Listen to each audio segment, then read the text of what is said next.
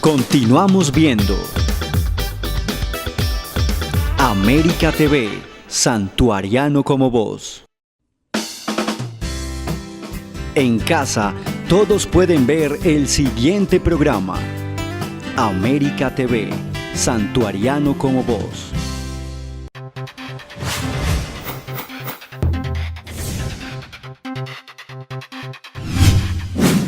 Saludos a todos, comienza En Profundidad. Esta es una conversación con los mejores invitados para darle una mirada a los hechos que nos importan.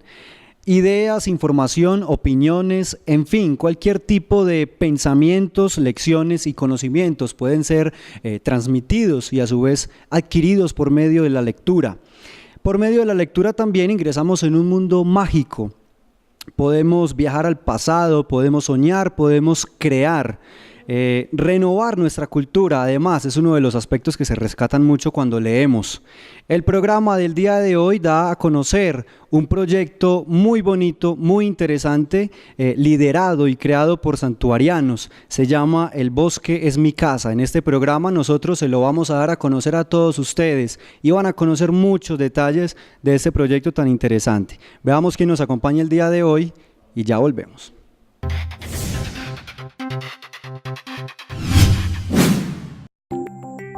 Jason Castaño es estudiante de Estudios Literarios de la Universidad Pontificia Bolivariana. Fue integrante del Consejo Municipal de Juventud del municipio de El Santuario durante el periodo 2012-2015. Actualmente es uno de los promotores del proyecto El Bosque es mi casa, ganador de la Convocatoria Pública de Cultura y Patrimonio de Antioquia 2017. Jason Castaño nos acompaña hoy en Profundidad.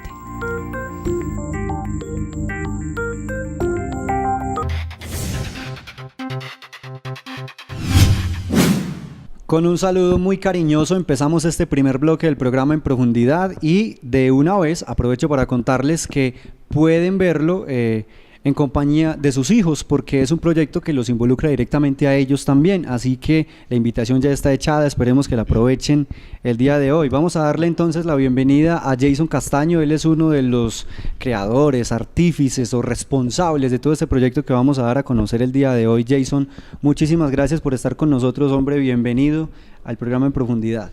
Hola Mauricio, muchas gracias por el espacio y bueno, encantado de estar aquí. Hablemos del proyecto, cuéntenos. Además de usted, ¿quién más está detrás de la idea El Bosque es mi casa? Bueno, El Bosque es mi casa es una propuesta ganadora de la Convocatoria Pública de Cultura y Patrimonio de Antioquia 2017. En estos momentos pues la estamos realizando en compañía de Andrés García, que es el promotor de literatura de la Casa de la Cultura de aquí del municipio. El proyecto lo enviamos, el recurso, digamos, destinado de la Gobernación de Antioquia a través del Instituto de Cultura y Patrimonio. Y bueno, hace un tiempo venimos pensando un poco en el proyecto, ¿cierto? Y surgió, de repente pudimos materializarlo y bueno, nada, con Andrés estamos ahí trabajando en ese momento. Devolvámonos al tiempo de la convocatoria. ¿Cómo es que se da esto de que se enteran de la convocatoria y de que ustedes toman esa iniciativa de hacer esa participación? ¿Cómo es ese proceso también de participación en la convocatoria? Hace rato somos amigos y venimos trabajando un poco, ¿cierto?, vinculados con el tema de la literatura, de la cultura en general. Y el proyecto, cuando nos enteramos de la convocatoria, decidimos pasar a la redacción del proyecto. Nos enteramos de la convocatoria, que tiene varias áreas, varias modalidades. El Bosque es mi casa aplica para el área de lectura y bibliotecas, en la modalidad de virus de lectura. Y lo que busca el proyecto, o la convocatoria más bien, es generar espacios alternativos de lectura y escritura. Y pensamos en el bosque justamente por el tema que íbamos a trabajar y porque venimos hace rato con ganas, digamos, un poco de lograr trasladar la literatura a otros espacios donde descentralizar un poco la lectura. Exactamente, poder llegar a unos espacios donde a veces es un poco más difícil el acceso y pensar en una población que también a veces le cuesta un poquito más acercarse, ¿cierto?, a este tipo de dinámicas. Claro que sí. El Bosque es mi casa es el nombre del proyecto. Ya me está dando la entradilla a lo que sería la explicación de ese nombre que lleva este proyecto, pero cuénteme más. Básicamente, como lo dijimos, es descentralizar la lectura que normalmente se lleva a cabo pues, de pronto en los establecimientos educativos y en las bibliotecas. ¿Cómo ha sido esta experiencia del Bosque es mi casa y cómo es una sección del bosque es mi casa, por así decirlo. Bueno, Mauricio, la idea justamente en esa descentralización es buscar unos espacios que propicien, digamos, el espíritu un poco creativo, indagador, ¿cierto?, de los niños. Pensamos salir con la idea, ¿cierto?, de potenciar un poco estos deseos, ¿cierto?, en la escuela. Pero entonces pensamos el bosque como un lugar muy propicio donde el niño puede acercarse, tener un contacto, digamos, más primigenio, más directo con la naturaleza, con sus mismos compañeros y con el docente, que es una dinámica muy diferente a la que generalmente se utiliza en el aprendizaje, que es el salón de clase común en la escuela, con un tablero, un escritorio y los niños ubicados de cierta manera. Aquí lo que buscamos más es que haya una especie de circularidad que permitiría más el diálogo y el contacto entre todos, y la idea es que nosotros, tanto nosotros como talleristas, como los niños, como participantes, podamos construir la actividad, ¿cierto? Lo pensamos también el bosque justamente porque la actividad, la literatura en este caso, está dirigida a los mitos y leyendas colombianos, entonces el bosque nos parece un lugar ideal para poder trabajar justamente esta temática, ¿cierto? Cuando usted me habla de este espacio que sería, digamos, muy innovador además, llevarlo hacia el bosque y en un municipio como el Santuario, donde tenemos toda esa posibilidad de facilitar ese conocimiento ahí, ¿cómo afecta positivamente, claramente, cómo afecta el bosque esa comprensión o ese gusto por la lectura tanto de los niños como de los adultos? Digamos que si en este momento nos ven los niños en compañía de sus padres, ¿cómo el ejercicio de lectura puede verse afectado de forma positiva tan solo por desarrollarlo en un espacio como ese, que no es convencional? No, la pregunta es muy acertada y justamente de lo que partimos nosotros es que la lectura tiene mucho de mágico, ¿cierto?, de fantástico, de onírico, de otros mundos, de exploración hacia el pasado, incluso hacia el futuro, ¿cierto?, un futuro que es desconocido, pero entonces permite la posibilidad justamente de que el niño sienta esa cercanía con un mundo que es mágico a través de los árboles, del río que baja, a través de las flores que nos están rodeando.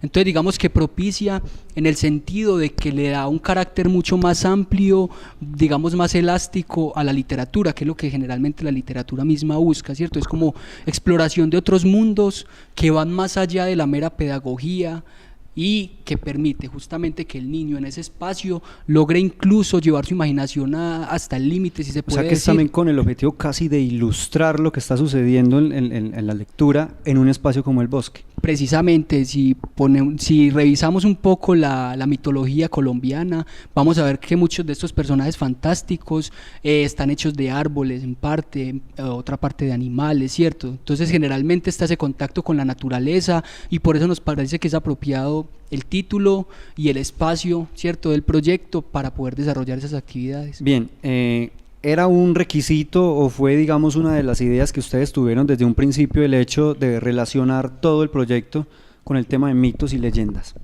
Sí, por supuesto. Las varias modalidades de la convocatoria por parte del Instituto de Cultura y Patrimonio de Antioquia, en la diversidad, digamos, nosotros vimos el ítem, ¿cierto?, el área donde más fácil pudiéramos aplicar este proyecto y en el espacio de lectura en lugar no convencionales justamente se daba porque a partir de la biblioteca y del material, digamos, bibliográfico del municipio y de las mismas escuelas, nosotros pudimos pensar justamente que ahí se acomodaba la temática, digamos, que es mitos y leyendas de Colombia con el espacio que es el bosque, pensándolo en las veredas justamente porque las mismas escuelas, incluso dentro de las instituciones educativas, hay espacios propicios para la lectura, ¿cierto? Esas zonas verdes, esos lugares aledaños, un montecito, ¿cierto? Como una cima, claro, debajo de un árbol a la sombra, entonces nos parece importante justamente poderlo aplicar como en ese sentido.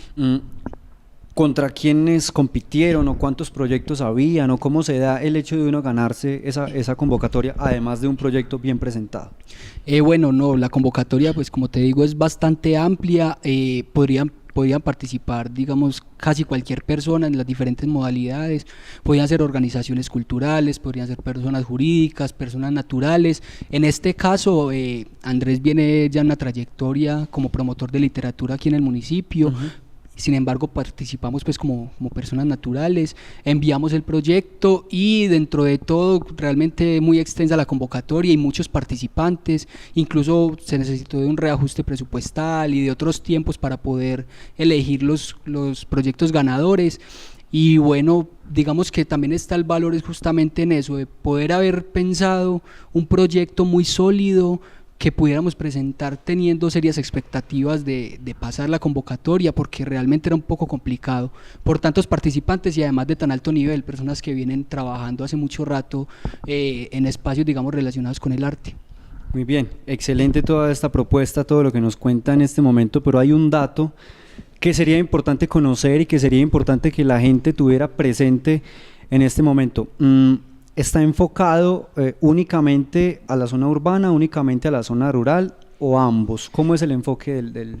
Bueno, principalmente el proyecto está dirigido a niños de centros educativos rurales del municipio, pero también está vinculado en el sentido de que con los abuelos de la Casa del Abuelo Feliz, claro, tenemos una actividad que se llama Los Abuelos Cuentan, y en la creación, digamos, de estos seres mitológicos, la idea es ir donde los abuelos, tenemos una actividad programada también con ellos para recopilar algunas historias del imaginario común santuariano, ¿cierto? Del imaginario popular, con todos estos seres mitológicos que abundan en nuestra zona antioqueña, digamos, claro, en nuestra municipalidad también. Entonces, en ese sentido también está directamente relacionado con el municipio en la zona urbana, pero principalmente el proyecto está dirigido en la zona rural. ¿Cuántos niños más o menos esperan, digamos, impactar o que se continúen acogiendo a ese proyecto, que participen?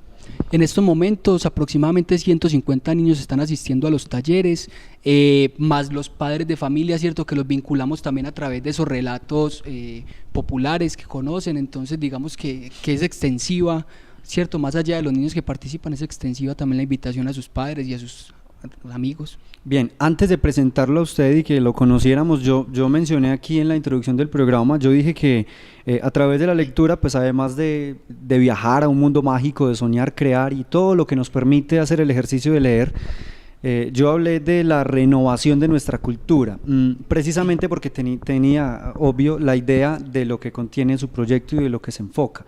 ¿Por qué es importante que se le dé ese repaso a toda esa cultura, como usted lo dice, de nuestra municipalidad o de nuestro departamento a través de esos mitos y leyendas? Bueno, hay algo fundamental en la mitología, ¿cierto?, y en la fantasía en general, y es que a través de ella nosotros podemos vernos como en un espejo. Si miramos los seres mitológicos que abundan en nuestro imaginario popular, vamos a encontrar en ellos muchos reflejos de lo que somos como sociedad. Muchas veces encontramos una advertencia, ¿cierto? Si pensamos, por ejemplo, seres muy específicos, hay seres mitológicos que castigan, por ejemplo, al borracho, que castigan, claro, al niño desobediente, que castigan a la mujer adúltera, ¿cierto? Y se aparecen en localidades que también no son muy conocidas, muy cercanas, en calles de pueblos, aparecen en el bosque, aparecen en los ríos. Entonces es fundamental, nos parece, del proyecto, poder reconocer esos seres mitológicos para poder entender un poco nuestra realidad también. Es decir, los seres mitológicos son fantásticos, claro, sin embargo no son falsos, ¿cierto? Contienen muchas realidades profundas, muchas necesidades de lo que somos individual y colectivamente, tienen depositadas en ellas nuestras esperanzas, nuestros anhelos, nuestras frustraciones, nuestras contradicciones, nuestras vanidades, nuestros prejuicios, nuestros deseos más profundos.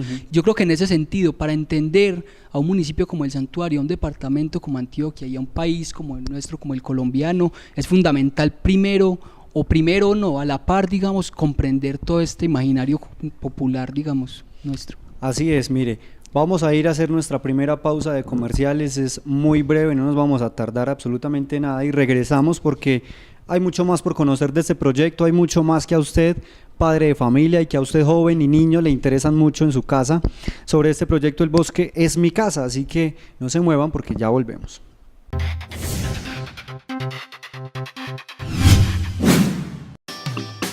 Quédate con nosotros. América TV, santuariano como vos. Llegó la hora de construir con calidad. Y en Ferroeléctricos El Santuario está la diferencia. La más completa variedad en tornillos, tubería, bombillos ahorradores, artículos de PVC, cables para la electricidad y mucho más. También tenemos servicio especial de duplicado de llaves. Comunícate con nosotros al 546-2899. Encuéntranos en la carrera 49, número 4910. Ferroeléctricos El Santuario. Construir con calidad. América TV. Santuariano como vos. Santuariano como vos.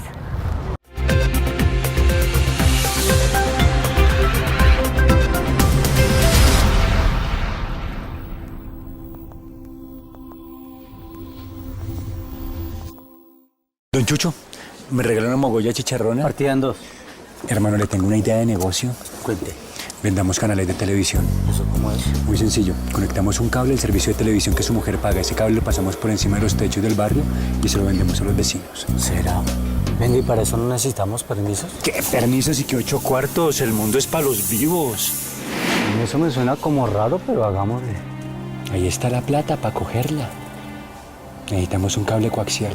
Eso es de Prestar el servicio de televisión sin permiso es un delito y lo puede llevar a la cárcel. Piénselo, no vale la pena. Un mensaje de la Autoridad Nacional de Televisión.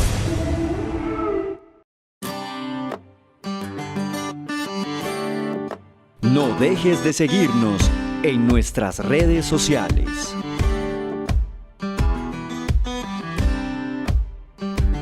América TV, Santuariano como vos. América TV. Santuariano como vos. Santuariano como vos. Continuamos viendo. América TV, Santuariano como vos.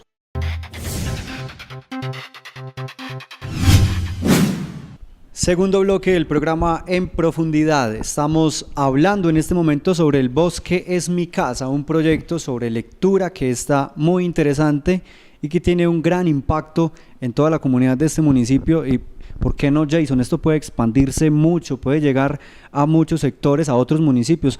La frase reza que lo bueno se expande. Entonces, esperemos que esto funcione de esta manera. Vamos a continuar entonces con la entrevista. Y ¿por qué es importante promover la lectura en los niños en estos espacios no convencionales? Bueno, yo creo que a cualquier persona, ¿cierto?, de los que intentamos acercarnos a este mundo amplio, vasto, como el de la literatura, en algún momento descubrimos que es importante no llenarnos de cánones, ¿cierto?, y de rigurosidades, sino que la lectura y la escritura deben darse en lugares donde uno se sienta cómodo. Es decir, si uno está en la casa puede sentarse en un mueble, recostarse en la cama, sentarse en un escritorio, sentarse en el piso. Y digamos, en estos casos específicos de las escuelas y de los colegios, teniendo el espacio verde ahí, digamos, a la mano, nos parece fundamental para la comodidad del niño, para la comodidad de nosotros mismos, poder establecer el contacto justamente en estos espacios que son tan propicios, ¿cierto?, que nos hacen sentir tan cercanos a nuestras raíces, digamos, y a lo que somos. ¿Por qué trabajar la mitología con niños en esta época? Y de pronto también por qué hacerlo con los niños específicamente del santuario. Bueno, lo que te decía hace un momento, justamente es poder entender que para comprendernos como sociedad es importante comprender nuestras creencias, ¿cierto?, nuestra mitología, a nosotros mismos, digamos, pensar en nuestras raíces y en lo que a través de la fantasía hemos logrado construir, porque eso siempre nos va a decir algo de lo que somos. Si uno piensa en cualquier cultura, digamos en la griega, en la egipcia, en la romana, en la colombiana específicamente, vamos a entender a través de cada mito muchas profundidades un poco de lo que somos y de lo que hemos puesto nosotros ahí, porque a estos seres mitológicos les damos características generalmente humanas, ¿cierto? Uh-huh. En cuanto a lo físico, en cuanto a las características, en cuanto a lo que comen, en cuanto a las locaciones precisas donde se ubican. Entonces yo creo que esos seres siempre tienen mucho de lo que nosotros somos. He escuchado que algunos de esos mitos o leyendas tienen variaciones de acuerdo a alguna variación de acuerdo a la región, de acuerdo al municipio. Eso es todo la convergencia que tiene que ver con la cultura, que es lo que me has estado hablando todo este tiempo. Por supuesto, más un país tan diverso como el colombiano, ¿cierto? Cada región tiene sus particularidades y a través de la oralidad, ¿cierto? De esa transmisión de los mitos que siempre ha sido a través del relato, cada generación ha ido poniéndole un poco su sello y le ha llenado de sus propias características y eso es fundamental también. ¿Qué papel juega el mito precisamente en el desarrollo de la cultura? Así como usted lo dice, toda esa riqueza, esa pluralidad y toda esa diversidad que hay en un país como Colombia, ¿qué papel juega ese mito, esa leyenda precisamente en el desarrollo cultural? Bueno, el tema es muy amplio, ¿cierto? Pero así en primera instancia se me ocurre pensar que a nivel pedagógico es fundamental el papel de estos seres mitológicos, ¿cierto? A través de la formación de los ciudadanos, a través de la formación de los campesinos y de nuestra cultura en general, la vamos enriqueciendo justamente a nivel formativo, pedagógico, digamos, con todos estos seres. Como te decía ahorita, los seres sirven de advertencia, ¿cierto? De espejo y sirven de ejemplo también para comportarnos un poco más correctamente y hay que entender en los mitos y las leyendas colombianas, muchos de estos seres son buenos, otros son malos, siempre están jugando entre la heroicidad y la villanía, siempre están con nuestras esperanzas, ¿cierto? Con nuestros anhelos, pero también con nuestros prejuicios. Entonces es importante para que culturalmente podamos darnos una idea de lo que somos, entender un poco también esta fantasía. A manera más jocosa se me ocurre que muchos de esos mitos y leyendas, lo que pasa es que soy un poco malo en el tema, pero he escuchado de los que, como lo dijiste en el bloque anterior, de los que castigan supuestamente a los niños desobedientes y los que castigan, por ejemplo, a los hombres infieles, todo ese tipo de cosas. Entonces, ayuda también la mitología, o ayudó en su momento a esa educación de la familia colombiana o de la familia paisa también. Por supuesto, y ayudó en la medida en que para muchas personas siempre ha sido el medio de expresión, ¿cierto? La señora, por ejemplo, con sus hijos que esperan al esposo borracho que va a llegar de pronto un poco violento, ese miedo termina transformándose, sublimándose un poco en arte, ¿cierto? En fantasía, en mito, y la persona, digamos, a través de ese mito puede justamente mostrar su anhelo, es decir, el anhelo de que las cosas cambien, de que el niño escuche más a los padres, de que el señor infiel sea un poco más serio con más la casa, correcto, ¿cierto? Claro. De que no se emborrache o que si se emborracha no llegue a destruir toda la casa, pero como te digo, también hay muchos seres mitológicos buenos que justamente lo que han hecho es premiar un poco, digamos, a las personas que actúan correctamente según sus creencias, digamos, Claro, ¿cierto? sí. El propio mito, porque el mito también tiene sus propias creencias, digamos, ¿cierto? ¿Cómo de pronto de todo lo que ha estado trabajando ya, porque son 150 niños, me lo dijo anteriormente, son 150, digamos, participantes los que en este momento se encuentran en el marco de todo este proyecto, ¿qué es lo que los niños reciben mejor? ¿Cuál es el mito que más les gusta, las leyendas que más les gusta, lo que ellos más relacionan, lo que más interiorizan? ¿De qué hablan ellos? ¿Cuál es de pronto esa evaluación o ese trabajo casi etnográfico que se hace con esa observación a los participantes? Muy buena la pregunta, Mauro. Yo creo que los niños principalmente lo que buscan en los mitos es identidad, ¿cierto? Entonces en ese sentido están los duendes, por ejemplo, que son de los predilectos, son traviesos, son inquietos, claro, les encanta jugar. Están de pronto los que también se identifican mucho con las sirenas, ¿cierto? Que es un canto melodioso, que es un ser acuático, una niña hermosa, una mujer hermosa, ¿cierto? Entonces yo creo que lo que generalmente los chicos buscan ahí es un poco de identidad. Por supuesto están también los que le encantan los seres superpoderosos, claro, entre más poderes tengan más les encanta, y al contrario los que son más débiles, ¿cierto? Los que tienen más contras a veces los despreciamos un poquito, claro, justamente por eso, por débiles. Entonces yo creo que es eso, es volver a mirarnos en ese espejo y a pensarnos desde ahí. Entonces los chicos van sintiendo un poco eso y a la hora de ellos construir también sus seres imaginarios están pensando en ellos todo el tiempo. ¿Qué relación hay entre esa mitología, esa fantasía y la realidad tal y como la entendemos en este momento? Mira, Mauro, yo creo que los seres fantásticos, como te decía ahorita, por más fantásticos que sean, nunca son falsos, ¿cierto? Siempre hay algo de realidad en ellos, siempre hay algo de verdad, y esa verdad corresponde a nuestras realidades más profundas como seres humanos.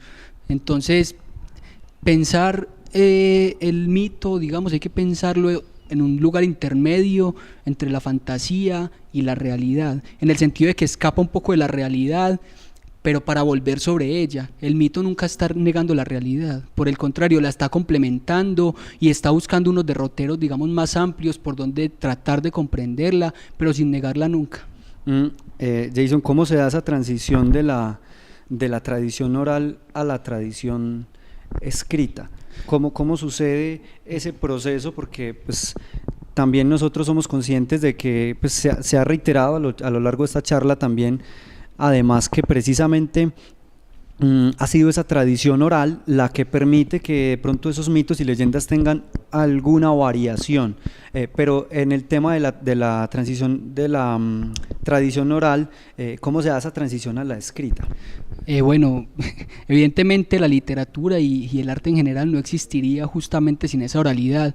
Para remontarnos, digamos, a los orígenes, habría que ir muchísimo atrás en el tiempo, ¿cierto? A la cultura persa, a la cultura griega, donde siempre la oralidad tuvo un desarrollo muy amplio antes de pasar a la escritura propiamente dicha.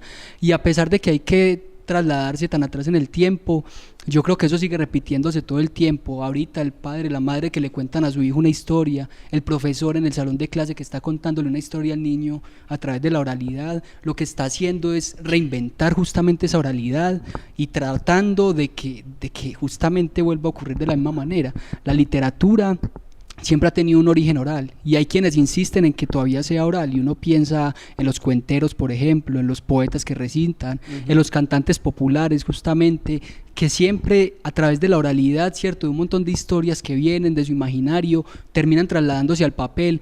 Lo que hacen un poco es inmortalizarse, pero ya en otro lenguaje, ¿cierto? En otro código, que es el escrito, que es muy diferente del oral. En el oral hay más musicalidad, si se quiere, ¿cierto? Hay más cercanía, porque mira lo que hacemos, por ejemplo, de la conversación, es lo que buscamos con los niños, que los niños a través de esta oralidad, de esta cercanía, puedan pensarse como seres mitológicos también un poco, ellos mismos.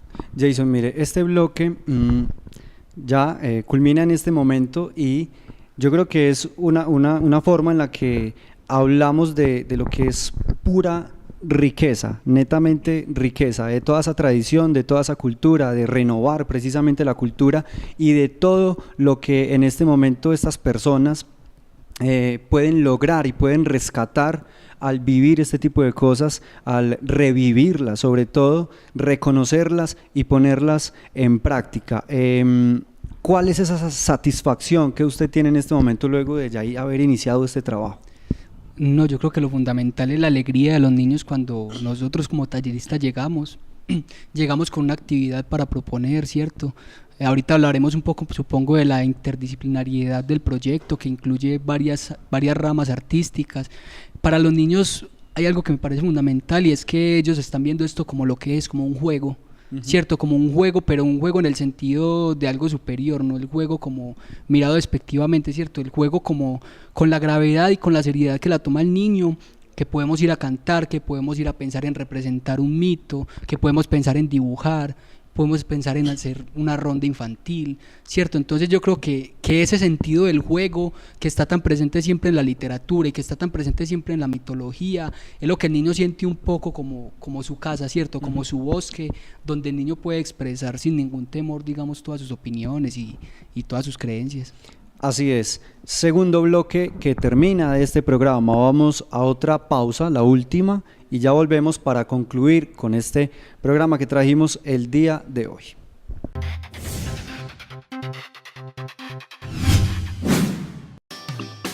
Quédate con nosotros. América TV, Santuariano como vos. TV Colombia Digital lo invita a pagar oportunamente sus facturas para que disfrute de los mejores canales nacionales e internacionales. Además, el mejor contenido de la programación local. Acérquese a nuestras oficinas ubicadas al lado del edificio Almenares. TV Colombia Digital, Santuariano como tú. América TV. Santuariano como vos. Santuariano como vos. Los animalitos callejeros del santuario merecen tener una vida digna y feliz. Bríndales un hogar lleno de amor. No compres, adopta. No pierdas la oportunidad. Tenemos la alternativa publicitaria que estabas esperando. Ven y pregunta en nuestras oficinas por el paquete comercial que más se acomode a tu negocio. Tus productos y servicios darán el mejor rendimiento. Pauta con nosotros, no esperes más. América TV, santuariano como vos.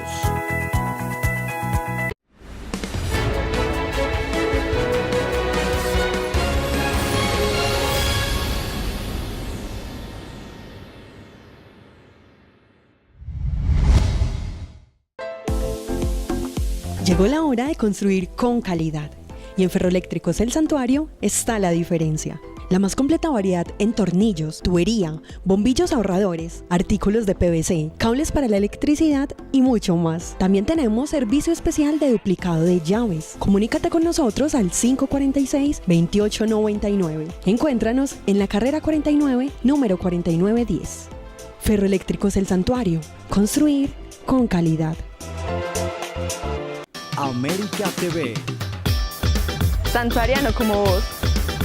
Santuariano como vos. Continuamos viendo América TV, santuariano como vos.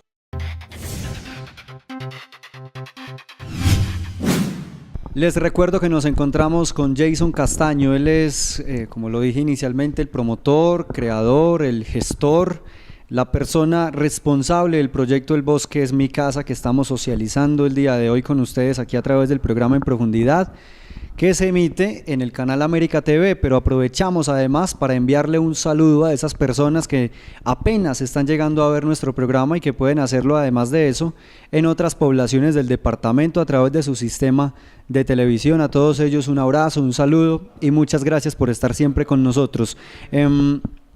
Hablemos, Jason, de lo que ganan las personas que participan.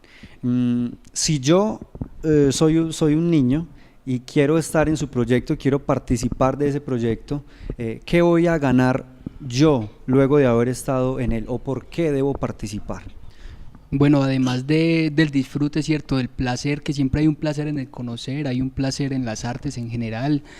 El proyecto, digamos, tiene un resultado muy claro, creemos que contundente, y es una publicación de un libro o revista en la que los mismos niños son los que han creado esas historias, las relatan, y a través de unas ilustraciones que también son de ellos, bueno, vamos a elaborar una publicación.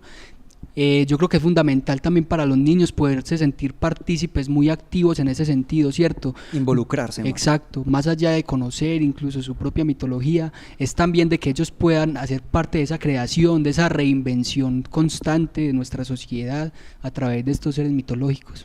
Hace un momento hablamos de 150 personas que participan, pero ¿cuáles son esos lugares de incidencia directa donde están trabajando? Bueno, en estos momentos estamos trabajando en 4 veredas en el municipio, en centros educativos rurales principalmente, El Carmelo, el Valle de María, Vargas y Bodegas. La elección de estos lugares corresponde a que son centros de otra red de escuelas, ¿cierto? Es como el lugar principal. Bueno, la elección va un poco de ahí, además de los padres y de los abuelos de estos niños, y además de los abuelos de la Casa del Abuelo Feliz de aquí del municipio, que también terminan siendo partícipes justamente a través de esa oralidad, ¿cierto? De ese relato que se reinventa todo el tiempo, y que, bueno, ¿quién mejor que los abuelos para acercarnos a ellos? Deben estar contentísimos los abuelos, me imagino. Sí, por supuesto, es que sentir que los escuchan y que escuchan todo lo que han creído y todo lo que sienten, yo creo que es fundamental. Entonces la idea del proyecto ha sido mucho eso, ¿cierto? Generar un contacto muy cercano con las personas que participan o que participamos del proyecto, y prestar un oído también, ¿cierto? A la recuperación de nuestra memoria histórica, cultural, social, a través de no solo oírla, sino escucharla también. Por supuesto, y escucharlas también a través de la escritura, que es otra forma, digamos, de escuchar, ¿cierto? Plasmándola en un papel. Ahora que usted menciona que hablamos de la oralidad y de la escritura, ¿cuántas áreas o cuáles más áreas o qué otras áreas tienen convergencia en todo este proyecto? Bueno, el proyecto tiene una interdisciplinariedad, me parece, bastante seria. En estos momentos trabajamos, bueno, obviamente la oralidad, ¿cierto? La literatura, también están las artes plásticas, también están los títeres.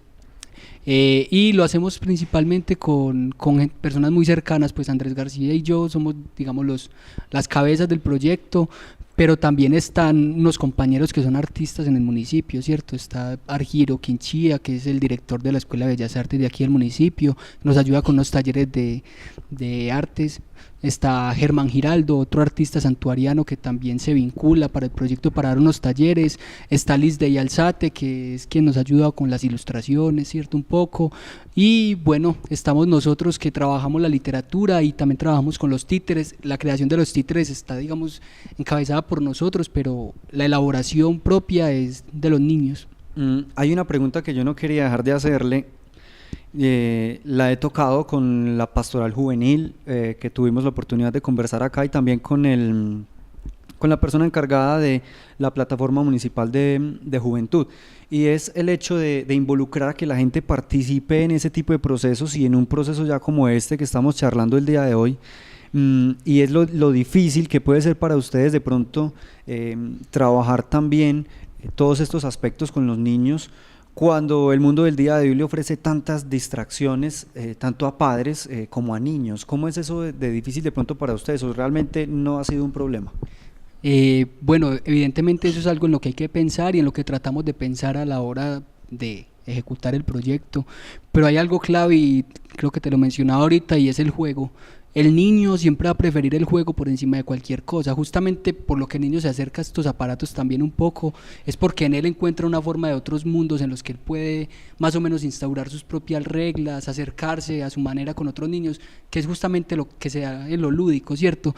Entonces el niño, cuando nos recibe, está entendiendo que somos unos compañeritos de juego, claro. No somos unas personas que vamos a instaurar, digamos, un discurso catedrático o tiránico, sino que justamente lo que vamos es a compartir. Hay una complicidad, obviamente, con los niños para poder entendernos con ellos en su lenguaje y que ellos a su vez nos entiendan en un lenguaje que también utilizamos a veces.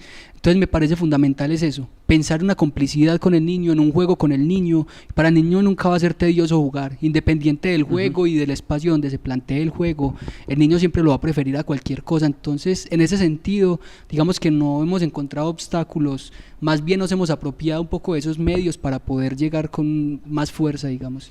Jason, algo sobre usted. ¿Cuál es su mito, su leyenda favorita? ¿Por qué? ¿Cuál es ese que más le llama la atención? ¿El que más de pronto defiende o con el que más se identifica? Cualquier cosa que pueda compartir con nosotros a través de este programa, precisamente sobre este tema que hemos hablado hoy. Bueno, tengo una, no sé si llamarlo debilidad, tengo una predilección por la mitología griega, porque me parece que a través del paso de los siglos siguen hablándonos desde la profundidad, ¿cierto? Siguen manifestando unas realidades humanas muy, muy interesantes, tienen toda la vigencia actualmente y la tuvieron siempre en todos los siglos por los que pasaron. Entonces digamos que en ese sentido siento como una predilección hacia ella. En el campo del mito colombiano, pues bueno, no sé, me gustan muchos. Pensar en la Llorona, por ejemplo, que es tan característico de nuestras zonas, pensar en el Moán, pensar en el Hojarasquín del Monte, que siempre son protectores de la naturaleza, ¿cierto? Protegen de los explotadores, protegen de los que quieren ir a dañarla un poco. Hay que darle fuerte ahora. Sí, por supuesto, y los niños lo han entendido un poco así, ¿cierto? Y pensar que esos seres protectores de los bosques están ahí, cuidándonos un poco de otras personas con intereses más oscuros, me parece fundamental. Y bueno, hay un ser que me encanta y es el centauro. Es mitad hombre, mitad caballo, y es muy poderoso en el sentido de que reúne, digamos, la sabiduría humana con la fuerza de un animal tan majestuoso como es el caballo, ¿cierto? Entonces, bueno, por esos lados van un poco mis gustos personales. Bien, todos pudieron darse cuenta que sí, efectivamente le gusta mucho, se le iluminó el rostro cuando me estaba contando esa parte de la historia. Ahora sí, veamos de pronto un poco y nos vamos al tema de la lectura. Dicen por ahí que deben leerse, uno debe leerse 100 libros en la vida, supuestamente. Pues yo sé que ambos somos muy jóvenes, pero ¿cuántos libros lleva usted ya? La verdad, Mauro, no me he puesto nunca como a hacer el recuento y siendo sincero no es algo que me interese tanto al fin, me interesa un poco más, si se puede decir así, la calidad, y hay algo que me parece fundamental y que trato de practicarlo y es volver siempre a los clásicos. justamente por lo que te decía en cuanto a la mitología, los clásicos siempre están diciéndonos algo que es vigente y que aplica para todas las épocas, entonces pensar más que en la cantidad es un poco en la calidad y bueno, es vastísima la lista, yo creo que 100 libros no nos alcanzarían para acercarnos a ese gran mundo literario. Jason, qué pena la pregunta, ¿cuántos años tiene usted? 23. 23 años. Es el invitado más joven que hemos tenido en este programa. Esta es la segunda temporada que ya está llegando a su fin y es el invitado más joven y es un gusto tenerlo acá, sentarme con usted, precisamente porque hemos estado en otros programas hablando de jóvenes y de lo difícil que es trabajar con el público joven.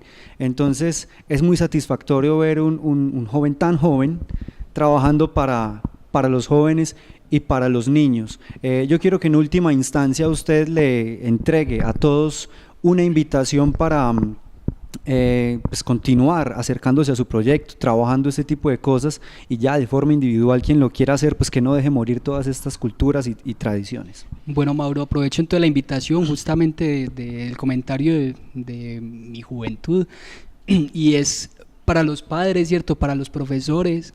Lo que te decía ahorita, este asunto de la educación, el asunto de las artes, es un asunto de complicidad y de juego, de seducción en el buen sentido de la palabra, ¿cierto? De convencer, de hacer al otro desear algo que a uno le gusta y tratar de encontrar un lugar común, digamos, ¿cierto? Para entendernos. Entonces yo creo que más que seamos difíciles los jóvenes o que sean difíciles los niños o que sean difíciles los viejos, lo somos todos al fin de cuentas, pero yo creo que siempre vamos a tener lugares comunes para encontrarnos y eso es lo bonito, tratar de explorarlos y encontrarnos ahí como comunidad, más en una época como la nuestra coyuntural, ¿cierto? Una época de posconflicto en la que estamos justamente intentando volver al diálogo y dejar otras formas violentas de sometimiento, de dominación y podernos encontrar en ese sentido como iguales y como cómplices del juego que es la vida un poco. Así es, Jason, de esta manera llegamos al final, cuando uno se divierte, cuando la charla es buena, el tiempo se va volando, así que le agradezco por haber estado con nosotros, por compartir sobre todo con nosotros todo este conocimiento y todo este proyecto que debe tener fascinado a mucha gente en este momento. Muchas gracias por haber venido a este programa. Gracias, Mauro, un placer. Así es, a todos ustedes también le hacemos un agradecimiento muy especial. Les recordamos además que pueden seguirnos a través de todas nuestras redes sociales. En Facebook y en YouTube nos pueden encontrar como América TV El Santuario y en Twitter nos pueden encontrar como @ATV Santuario. Esas son todas nuestras contraseñas para que usted se comunique con nosotros, nos escriba y comparta todos los contenidos como este que acaba de ver. Nos vemos en una próxima oportunidad y un abrazo fuerte para todos.